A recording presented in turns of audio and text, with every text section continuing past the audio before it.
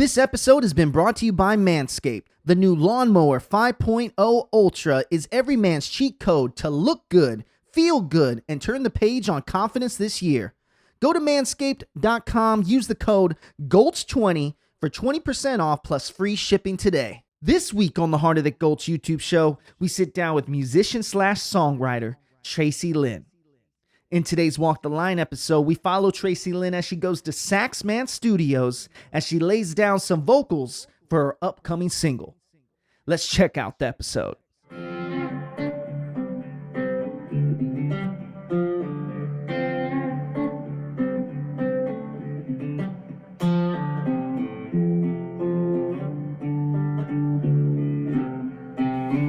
We are in the heart of the Gulch. I'm your host, Tony Mendoza, and today I'm super excited. We got someone from the 757 in the building. Virginia is definitely in the house. She does not like a Broadway Cowboy. We're talking to the one and only Tracielynn in the building. What is up? I'm happy to be here. I'm happy that you came along, and also I'm thankful that you actually like some bourbon. Oh, yeah. That is such a rare thing here. I don't know what it is. A lot of people that dropped by in season 4 just didn't want to drink with me. Really? Maybe Bud Light makes them tipsy. Oh, hey, there you go. That's right. See what I did there? I do like that. All right, so talk to me. So I heard that growing up, you're really into the pop. Britney Spears. So how'd you know that? Come on, man. That's what I gotta do. Okay, so it wasn't even like, so I would say a safe bet is country's always been like where my heart has been. But when I was like, I don't even know how old I was, like 11, 12 maybe, I went through this stage of wanting to do more like pop or like hip hop kind of thing. Yeah. And I was like pretty headstrong about it, and that's what I wanted to do. And then that lasted probably a couple years, and then I quickly realized, that was just a growth bump in my career. Not necessarily, because when you think about the music today, Broadway Cowboy is a really good example of that, your song, because you still have that flavor that like hip, I was gonna say more of like that badass kind of tone to it. Yeah. And I would think that would come from that edge. I would think that'd come from hip hop and learning to love hip hop back in the day. Yeah, I mean, honestly, like I get asked all the time, what's your favorite genre of music? And I truly love every genre of music. Like if I'm cooking dinner, I could be listening to Frank Sinatra, and the next day I'm listening to Melissa Etheridge. Like it's all like, I respect it all. I have different love for like all of it. I haven't gotten screamo yet, or like metal kind of stuff. Can't get into it for me. I can't get into it. I feel the anxiety take over my body when it comes on. But yeah, country, I don't know what it is about country. It's just, it could be the storytelling. It could be the fact that I grew up surrounded by country. I don't know, but that definitely is where my heart is. And what makes the most sense to me. Oh, wait. Well, I'm not going to let you go without talking about the legend who is Britney Spears. Yeah? And what that must have meant to you growing up, because we're not too far off on age. And I can tell you one thing. When I was growing up, I remember the Usher. Oh, I remember Loving the Club or Loving This Club, like Usher, all of it. All the above. Yeah. And then even earlier with NSYNC and Backstreet Boys. Oh, yeah. Were you ever... All right. So out of all of the bands that came up and people were obsessed with, who were you truly obsessed with musically? Okay, so I have a story for you that I've actually never, I was contemplating on actually making a video about the story because I think it's such an awesome story. I've never told anyone other than a producer I work with, but I love Britney Spears. That was a little bit earlier on, I would say right around middle school. JB. Justin Bieber came out, and let me tell you, it was unhealthy. I was obsessed, like in between classes, and I had one of my girlfriends that was also obsessed. And this was like when he just put out the One Time. And so... You had the swoosh, right? You had the swoosh hair and everything? Oh yeah. I mean, all the boys did. That's what every girl wanted. See, maybe I am a little older because I was not around that age, but keep going on this JB vibe. And my dad was like, so we're going to go see Justin Bieber tonight. And we're not only going to go see him, he was in town. I think it was his first tour. We have VIP. Oh my I started crying. Okay, this is like the first time like music, like any of my inspirations had ever made me cry. Like I started crying. So anyways, We went to the concert. This is where the story gets great. Go to the concert. I brought my demos with me. This was a demo in the sense of it was not original music. It was a cover of I Wonder by Kelly Pickler, and it had a cover of Redneck Woman by Gretchen. Okay. Because I needed something where if someone was like, oh, you sing? Yeah, I do. Like, here's the CD. Yeah, CD. We don't hear that anymore. But anyway, so my sole goal was, love JB, I'm happy to see him, but I'm gonna get this demo in the hands of somebody. And keep in mind, I'm like 11 or 12. I'm like maybe 13 tops. I'm little, so, you know, and I'm like 4 rows back. And so I'm like waving it, trying to make eye contact. The first guy I go to is the drummer. He absolutely avoids eye contact with me at all costs. Like I can tell that he knows I'm trying to get his attention. He's avoiding it. So then I make my way onto, it was either the bass or guitar. And he looks at me, we make eye contact, eyes are locked. He goes, and points to the other, it was a guitar player, bass player. So then I'm like, okay, he's pointing to this guy. So then I look at this guy on stage, like the guitar player, and I'm waving it at him. And finally he looks at me and he goes and points to this dark alleyway next to the stage. We're in an arena of like 15,000 people while this is going down, okay? And Justin's like on the stage singing his music. And here I am, little 12-year-old me with my demo, just trying to get in the hands of the right person. He points to this dark alley. I start walking towards the alley and I notice there's this guy in the dark standing behind a trash can. And I walk right up to the fence, like as far up as you can go, basically to the stage. And he comes up and I just introduced myself. I don't remember what I said. I was probably like starstruck. I didn't even know who he was at the time, but it was Scooter Braun. That is crazy. Yeah, it was Scooter Braun. So I gave him my demo. And then I went home that night. Did it even make it to the tour bus? Who knows? Did anybody ever listen to it? Who knows? It probably went in the trash can right next to him.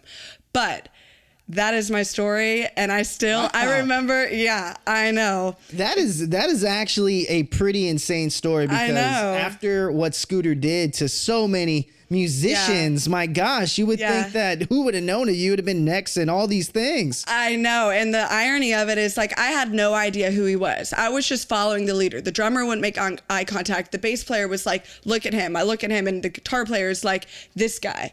As it's like the show is happening in the midst of all this. So it's pretty wild. Yo, that is wild. And you know, I was doing research that you would always come back to Nashville and kind of coming to Nashville when you officially moved. You've been to Nashville a bunch of times at that point. Yeah, I had. I was going back and forth from Nashville. I think the first time I went to Nashville or came to Nashville, I was probably about 12. I don't remember, but I went to Nashville because Luke Wooten, who's a Grammy Award-winning producer here in Nashville, I got the opportunity to go in the studio with him where I cut another demo of a song that was not mine.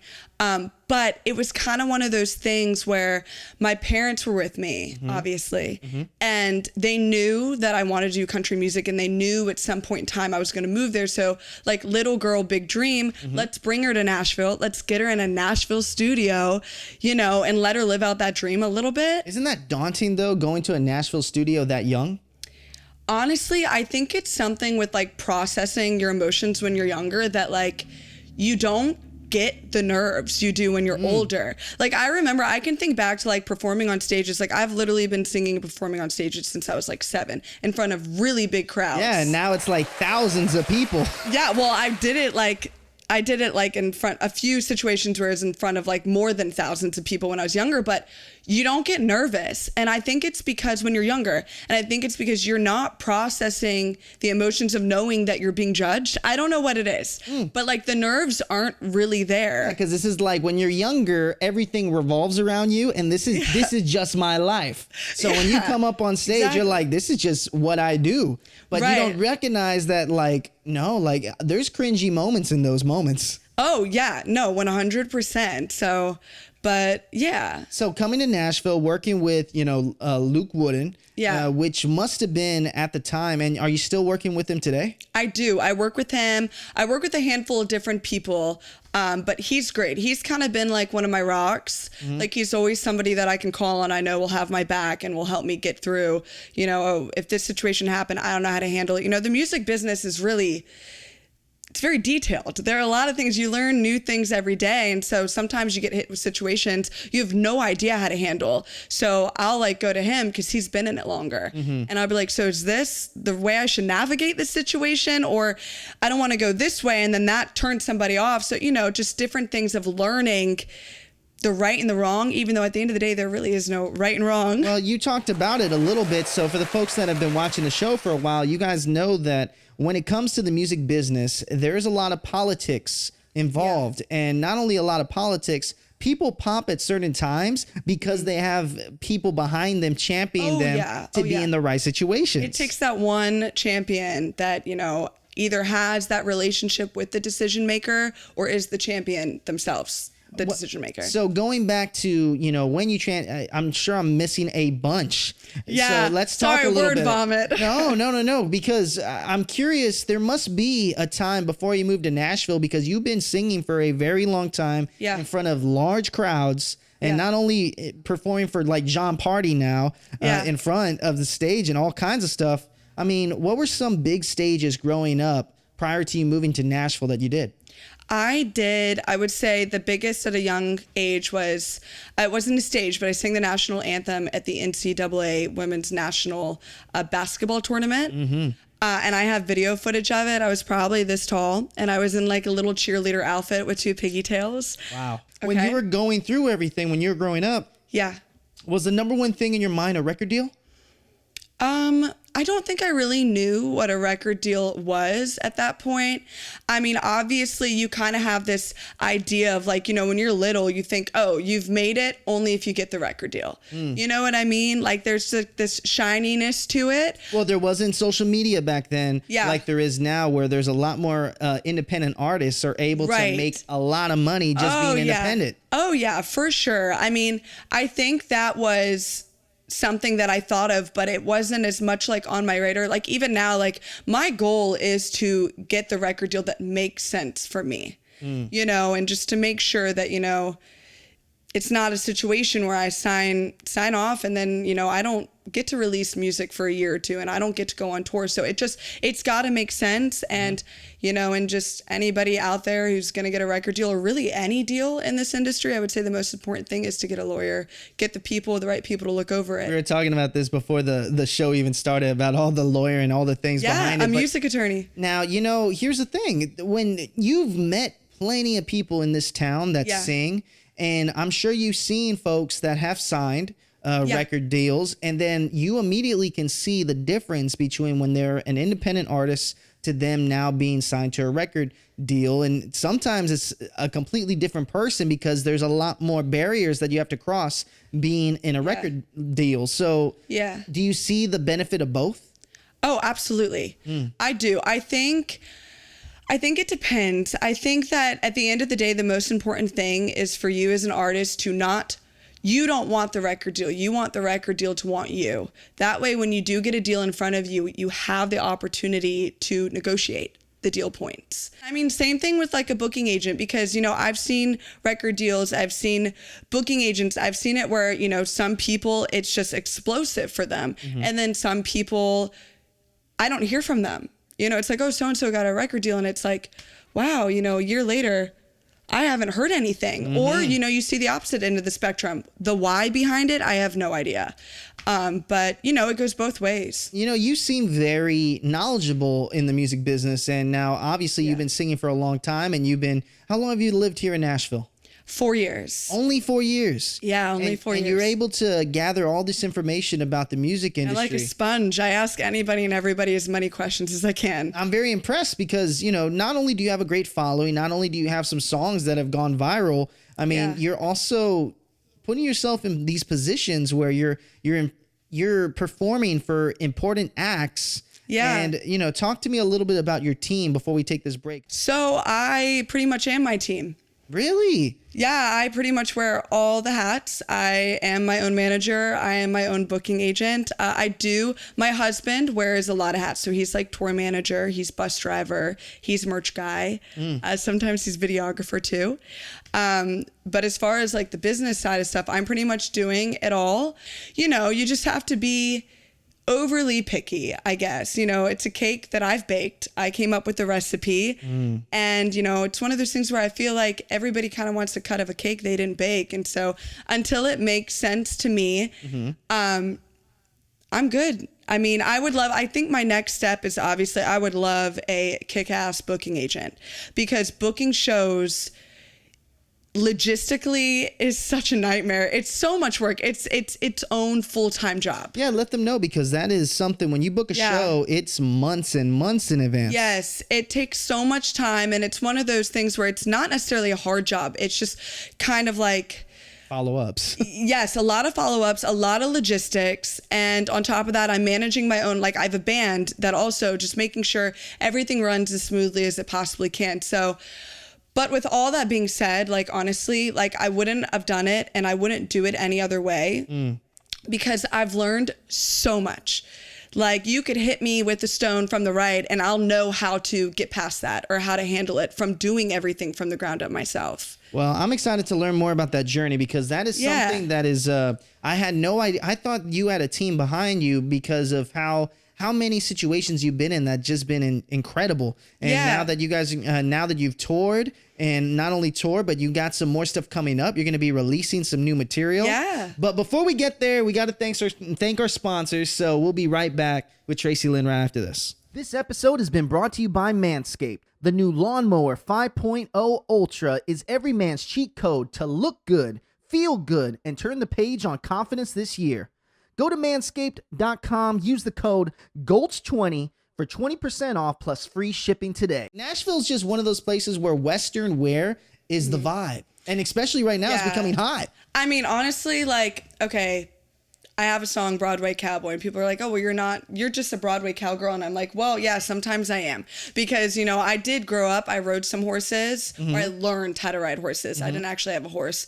But boots, for me, I will always wear boots. What I love about Broadway Cowboy is that you talk about drinking whiskey and that Bud Light gets other people tipsy. Yeah. And that is so true, because when you think of Broadway and you think of the guys that are out on Broadway, let's just be honest, they're fuckboys. A lot of them. Yeah. I mean, and the funny part about it is the amount of, is a very small segment of people when I released Broadway Cowboy, the negative, if I did get negative feedback on it, they would just be like, oh, you're hating on Broadway Cowboys, but you're just a Broadway cowgirl. And I'm like, you guys, it's really not that serious. It's just a tongue-in-cheek, fun little quirky song. That song came about when, so I used to live in the Gulch, very much in the Gulch. It was 9 a.m. and I overheard this crowd of just chaos below me. And so I looked over my balcony. I'm drinking my coffee. And it's just this green John Deere tractor trailer. It was over capacity, not even filled, over capacity, a bunch of guys, brand new pristine hats, brand new boots. I mean, not gonna lie, their energy and vibe rubbed off on me. And I was like, wow, my life is so boring. Why am I not doing that? Yeah, they do some fun things on this. Yes, they do. They're so much fun. But immediately right then, I literally said under my breath as I walked inside, I was like, wow, look at all those Broadway Cowboys. And then it was a little light bulb went off in my head and I was like, ding. Wow. There's a song there. No, so one thing I've learned is with so many musicians, sometimes the title sticks out the most on Spotify. Yeah. I never realized how important a title is when you're trying to get recognition from streaming service like Spotify. Yeah, the title are honestly the first. I would say the more important part is, especially in today's age, is the first 5-6 seconds of your song. Especially because, the attention span is here today, gone tomorrow. So if you can lure the viewer in with that first quick, we don't have attention spans, let's be real nowadays. Yeah. You can lure them in real quick, then you got them hooked. So give me 5 traits of a Broadway cowboy. Okay, fresh boots, fresh hat. They will most definitely have whiskey in their hand. They won't know what kind it is or how many years old it is or whether it was aged, who knows. But they're going to drink it, and they're going to drink 2 shots of it, and they're going to be hammered. Going back to your writing process. Okay. And talking about, how you're able to get inspired. I'm guessing, does it happen all the time in the most random of places? Like, I would say the biggest thing that helps me write is if you were to go in my phone right now and go to my voice memos, you would hear anything from lyrics. We're not whipping out my phone. No. You're good. It would be anything from like, to like a la-dee-dee-dee-da, like anything that like makes me think of a song. It could be the first verse. It could be a melody. Like, I would sound like a psychopath if you were to go through my voice memos. So basically, it's as soon as something hits me that inspires me for a song, I immediately record it. Because if I don't, it's gone. If you were to put together like 5 things that your brand, Tracielynn, is, I mean, to a brand new co-writer, what would you say? I feel like for women in country music, there's very much this circle, okay? And you have to fit within this circle, and as soon as you go outside that circle, you are too risque, you're too edgy, it just won't work for country. But if guys do it, it's hell yeah, that's freaking awesome, let's take a shot to that.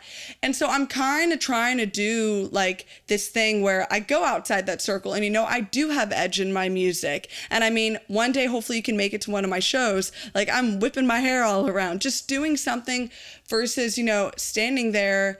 And not that there's anything wrong with standing there with the guitar and just singing, but go a little, do that edginess, add that country rock vibe to it. You have all these male country rock artists, and I don't feel like we have that many female country rock artists. Absolutely not. And Nashville, for some reason, is currently the industry is pushing a lot more of that, Southern good girl vibe. Yes, it always has. It's all the entertainment industry in general is like so wild. Must be very challenging for someone who's married in the music industry when everything is based around sex. I mean, for sure. And it is absolutely, like, to be completely transparent, for me, like, it doesn't bother me, but it bothers me because it is a struggle for him, like it would be for anybody. And it's like, but I think he's become almost like immune to it. Like he's used to it at this point. And at the end of the day, like, I'm so in love with my husband. Like there is nothing that could ever do anything. And I think it's just like, the little conversations here and there of like reassurance, even though he really doesn't need it. I mean, my husband's hot. There you go. Yeah, like he's hot too. So, but yeah, I mean, it doesn't matter what career field you're in. Like as long as you have that strong enough of relationship, it works. But like, yeah, it's hard.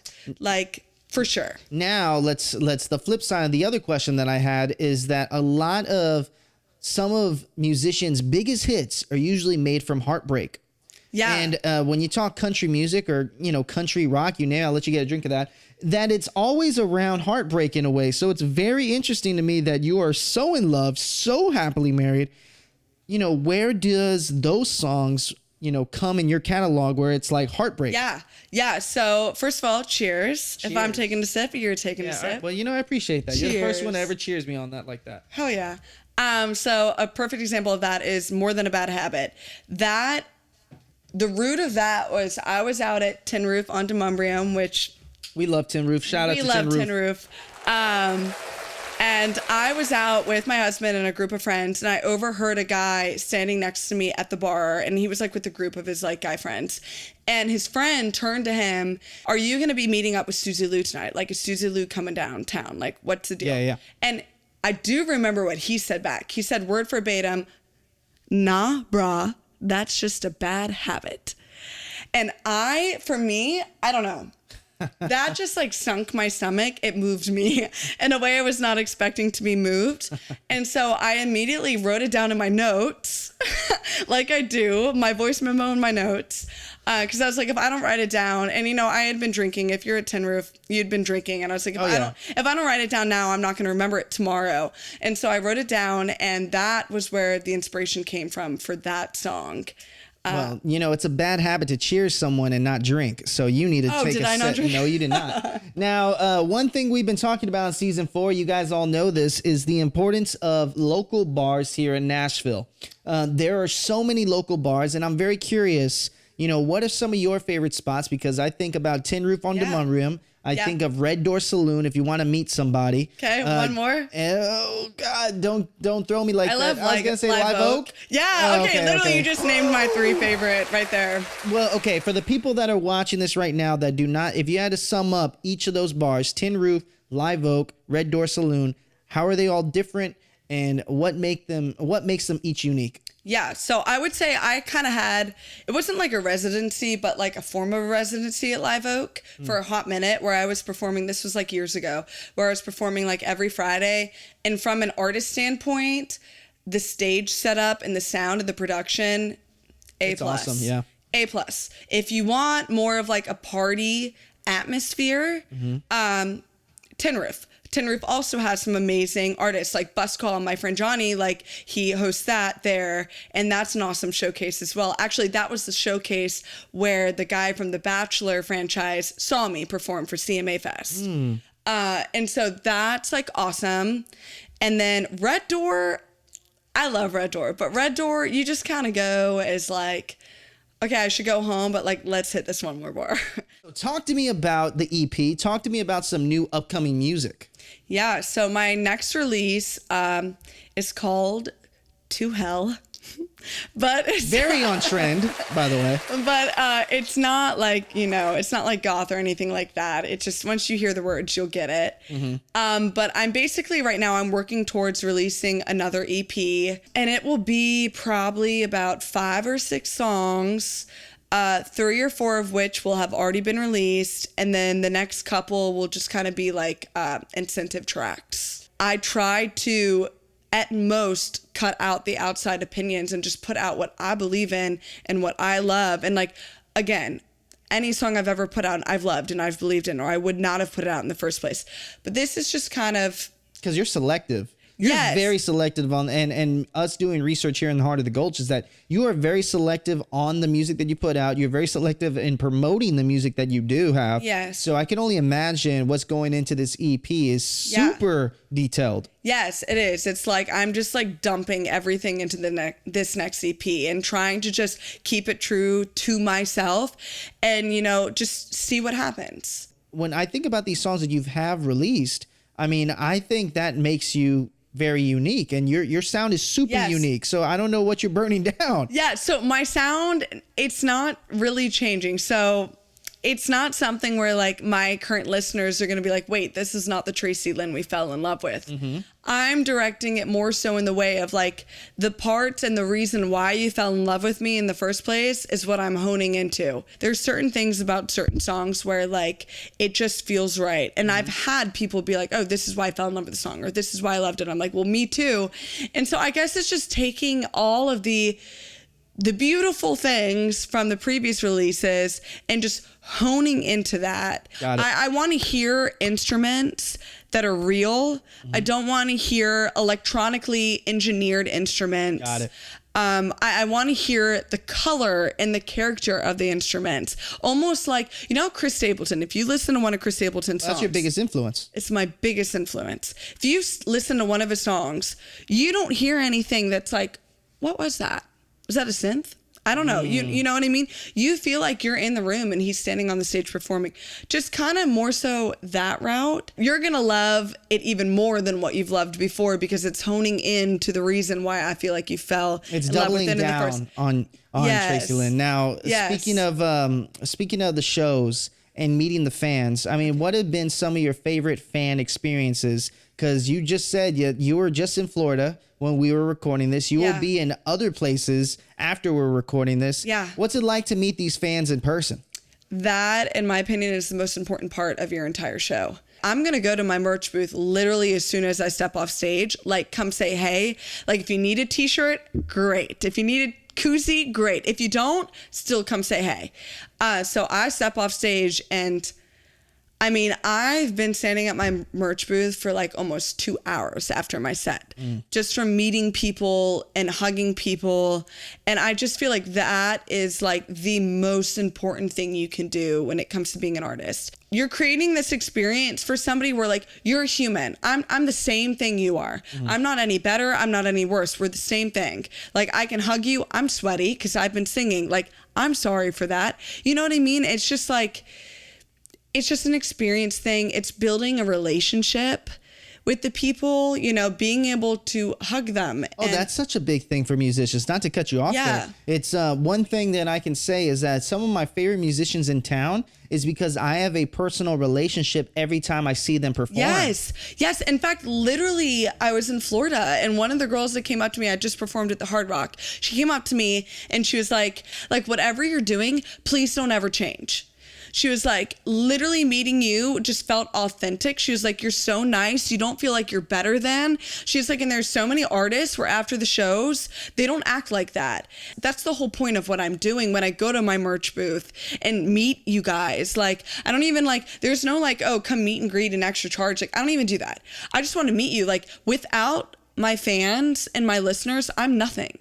Now, okay, so before we go on to crowd noise, a couple questions I wanted to ask pertaining to this year and the shows. Yeah. Opened up for Jon Pardi. I've opened up for Morgan Wallen. I've opened up for Sam Hunt, Jordan Davis. I mean, the list really goes on. What is that like? How different are the crowds between all those that you just said? I mean, it's awesome. I've done anything from...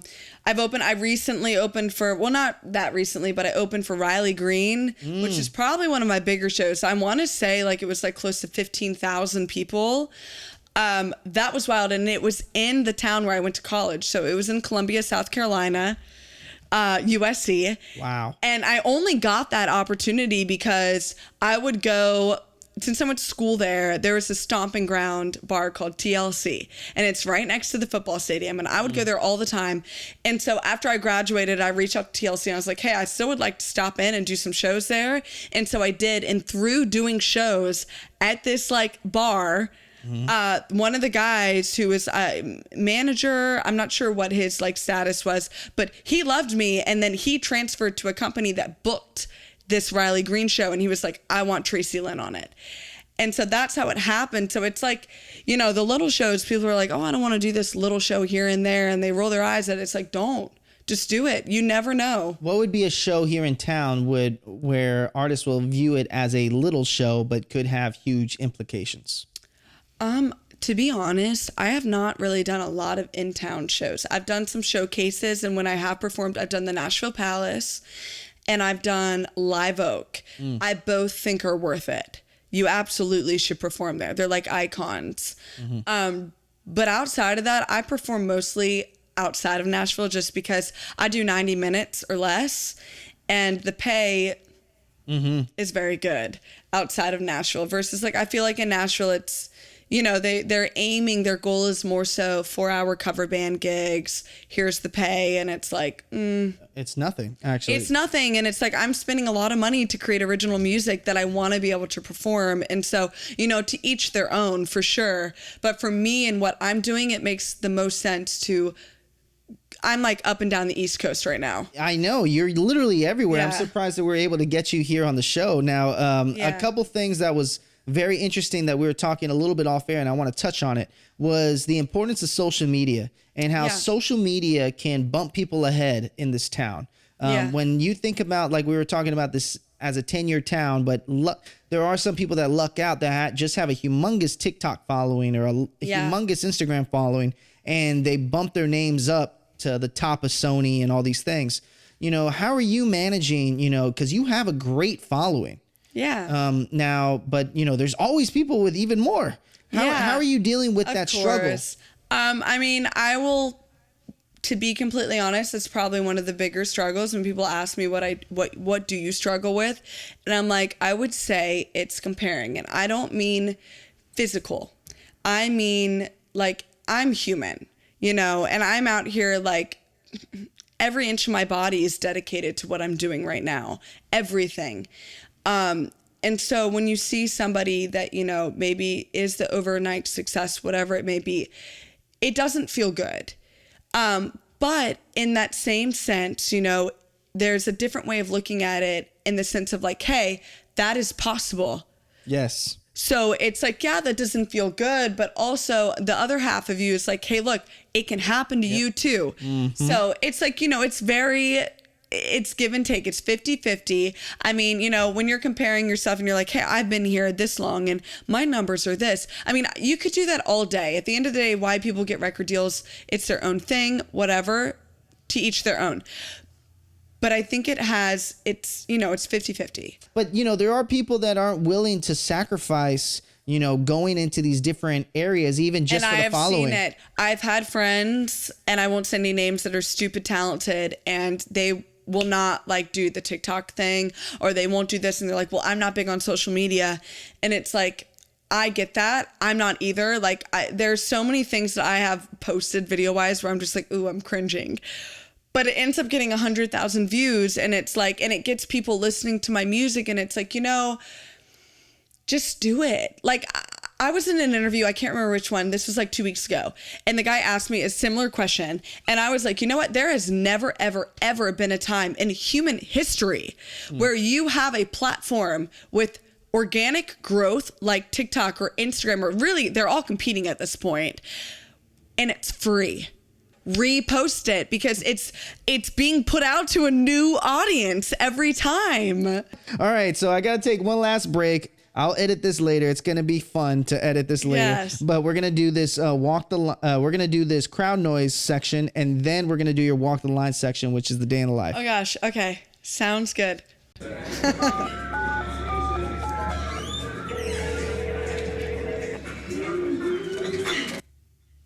What is a moment or an interview that you had that was really just like a pinch me, I'm dreaming moment? The biggest pinch me moment I've ever had was the first time I performed in the Norfolk Scope Arena, and it was opening for Jon Pardi, and the stage in specific was the first stage and venue I'd ever seen my first concert. I saw Maroon 5 there. Oh my gosh, And so that must have been crazy. That was euphoric for me. When people are like, how would you describe it? I'm like, I don't have words. Like, it was just absolutely euphoric. It was amazing. And then I remember Nate Smith and I, after, because Nate went on, it was me, Nate, and Jon Pardi. Nate and I, we drank some after the show, but it was a good show. And it was an awesome time. But that was definitely the most like pinch me moment in my career. I haven't met Nate yet. This guy seems like such a fun dude. He's very nice. He's an awesome dude.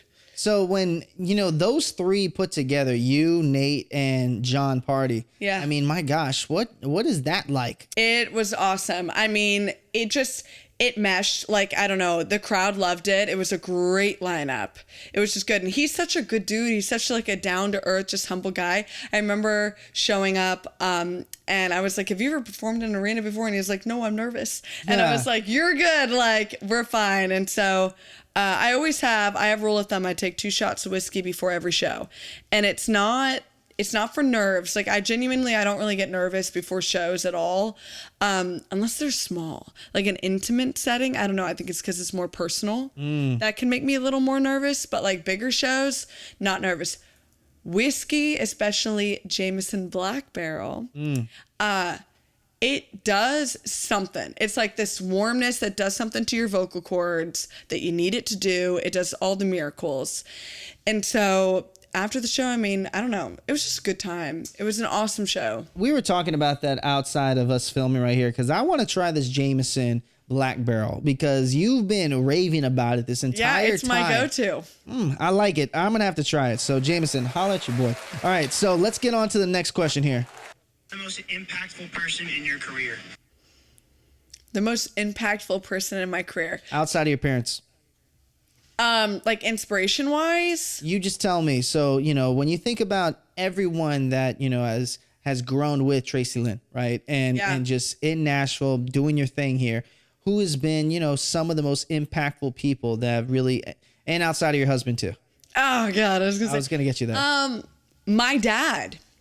So I know like family is like an easy go-to, but like for real, my dad is the reason I even got into music in the first place. So he literally, and I'm sure this is online somewhere, but just to retell the story, my dad was in a band growing up. He played sax, he plays banjo, he plays a ton of stuff. He actually proposed to my mom at one of his concerts when he was on stage. Wow. Like this big sheet dropped down and it was like, Denise, will you marry me? And so my parents have just like, been hitting the hammer. Like, so they've definitely impacted me in my career. Like, would I still be doing it whether they did or not? Absolutely. But for sure that. And then as far as like an artist standpoint, like someone who inspired me is Chris Stapleton. We touched on that a little bit earlier. Fun story about that, how we were talking about the first time I ever came to Nashville and recorded in the studio with Luke Wooten. When I was in there recording my song, I heard a knock at the door. And at the time, Luke had kept the doors locked on the studio. And Luke was like, oh, just go get the door. So I got up, I left, I opened the door, I unlocked it, and it's Chris Stapleton standing at the door. And at this time, he was transitioning from the Steel Drivers to Chris Stapleton. So I think he was writing a ton at this time. Not that he's not always written a ton, but I think that was like a hyper focus at the time. I didn't know who Chris Stapleton is. Like I'm like 11. I don't know. I didn't know who the Steel Drivers were. Like my dad did. My dad loved them. And so I opened the door and I'm like, okay, like I let him in and all I can think in my head is like, Luke is going to kill me. I just let this big guy in with a ton of facial hair like I'm not supposed to.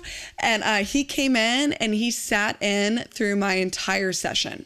Whoa.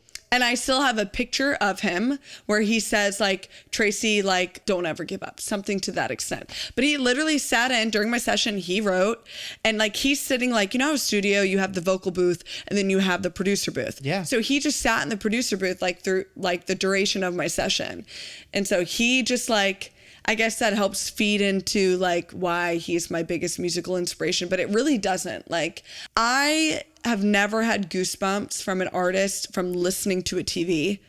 Like it's one thing if you're in person and you're listening to somebody perform live, then I get that. But over a TV, like when he sang the national anthem, it was just like goosebumps up like my spine. Like he's just so talented and his journey is so respectable. Like I just admire him. And that would be my dream one day. Like if I could go on tour with Chris Stapleton. Well, first of all, Chris Stapleton is one of those people that speak to me too. I love Chris Stapleton and he is just one of those people. Actually, I don't know if you noticed the beginning intro of this song is actually a Chris Stapleton song. God. I was literally going to say, wait, is this Chris Stapleton? But I was like, I don't think I'm supposed to talk.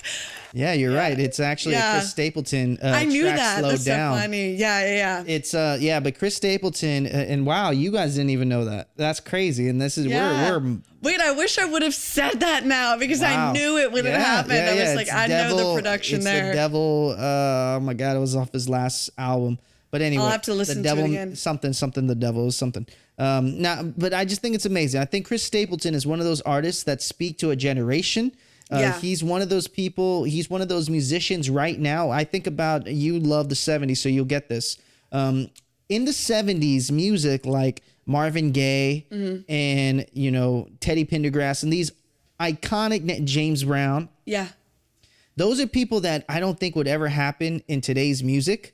Yeah. And today's music is so watered down, so different. It's the music that we're talking about doesn't mean anything. Yeah. Chris Stapleton is one of those artists that could fit in the 70s. Oh, yeah. It's timeless. Bruno Mars is the same way, too, right now. It just... That's why they did a song together. What's it? Pull my trigger, let me blow your mind. And, also Justin Timberlake, too, is another one that just can go in different eras and do fine. So I think that's amazing. Let's go. We got one more question, then I got to leave you with my last two questions. Funniest on-air moment. What's been your funniest on-air moment or live performance moment? Live performance moment. I was in South Carolina. I had a show, and I was wearing. Do you know what? You have a wife, so you know what sticky boobs are. Yeah. The thing that covers your I'm wearing nipples. them right now. Yeah. And so basically I was on stage and I was wearing a crop top and shorts. And at one point, one of my sticky boobs had fallen off and it was swinging underneath my crop top. But I'm not aware that this is happening at this point. And so I keep singing through the song, and the song just happens to be Welcome to the Party, which is one of my songs. And like towards the end, all of my sticky boobs fall off. On stage, both of them, they plop off because one's swinging, they're getting loose because I'm sweating. Okay, and they both fall off like towards the end of the song. And of course, it's Welcome to the Party. And like out of like natural reaction, I'm like, okay, I have to fix this situation because the crowd went quiet. It was like one of those things where people were like, And so I picked them up and I threw them into the crowd. I said, free merch.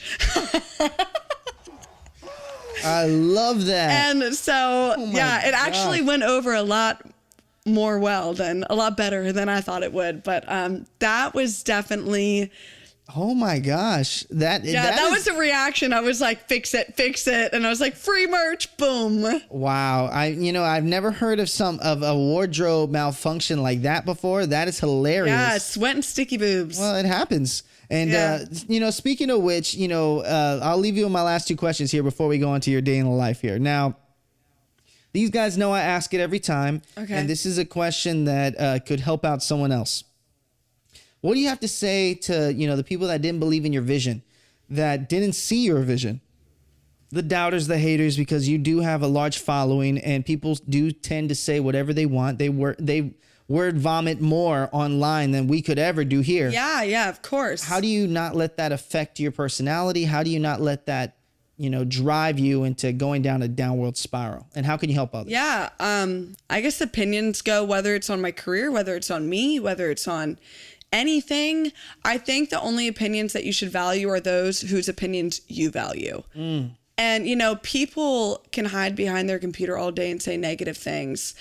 But I just think it's so important, you stay true to you. And when I literally say just don't, I literally mean that. Just don't. And I know that's easier said than done. Everyone's different. But for me, that's just kind of what I've done. I also have pretty thick skin.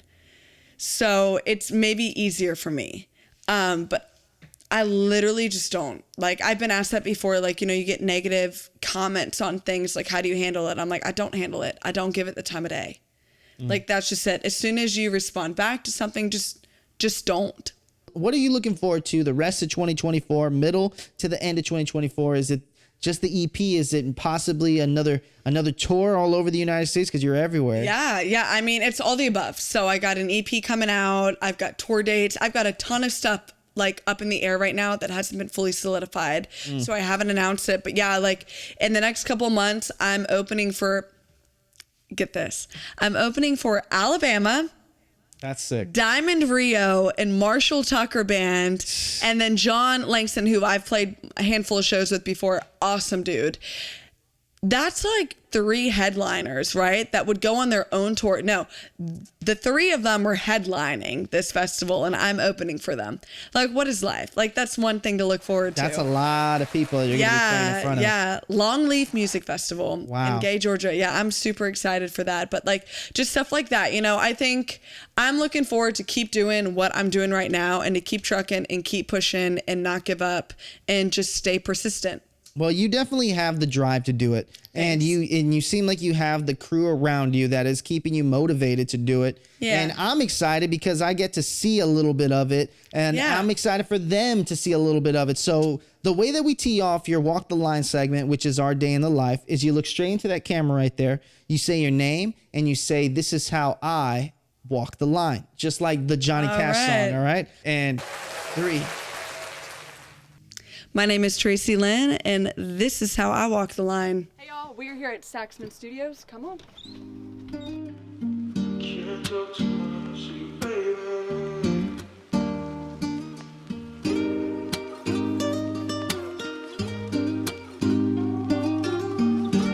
H-on. Stop playing.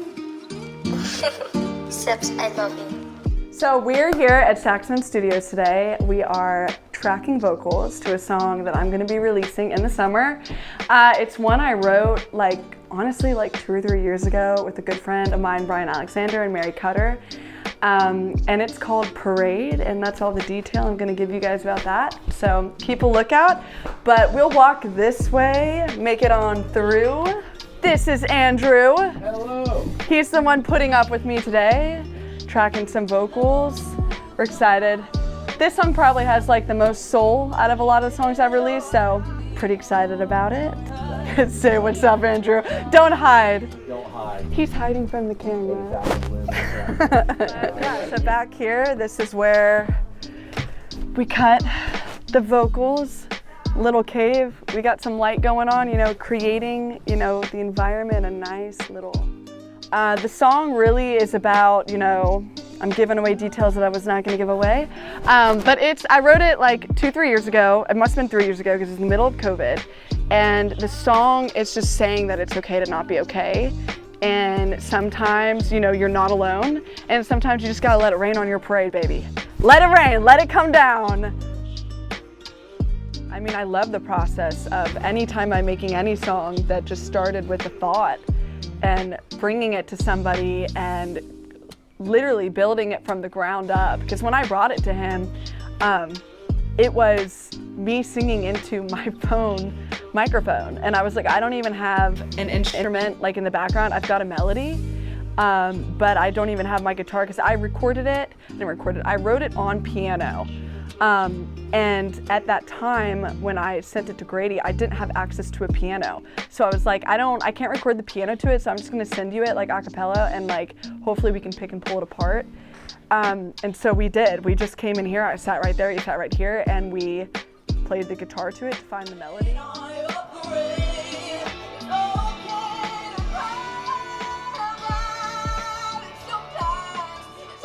Yay!